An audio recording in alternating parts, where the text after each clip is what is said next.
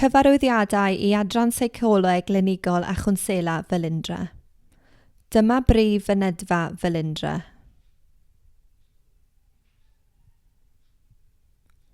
Os hoffech I rywun o'n hadran eich arwain, gallwch adrodd i'r dderbynfa yma. I gyrraedd yr adran o'r brif fynedfa, dilynwch y coridor tan eich bod yn cyrraedd y grisiau. Trowch i'r dde gan ddilyn yr arwyddion ar gyfer ward Rowan. Parhewch yn syth I lawr y coridor a thrwy drysau gan fynd heibio dest derbynfa. Ar y gyffordd hon, daliwch ati I symud yn syth trwy'r drysau dwbl. Ewch i'r chwith tuag at y fferfyllfa trwy'r drysau dwbl.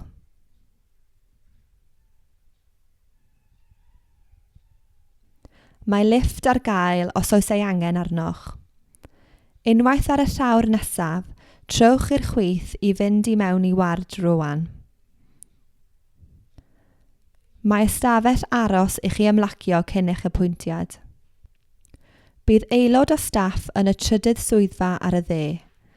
Gallwch adrodd i'r swyddfa pan rydych wedi cyrraedd fel bod eich therapydd yn gwybod eich bod yn aros. Os oes angen unrhyw gymorth pellach arnoch, ffoniwch dim 2920 196 141.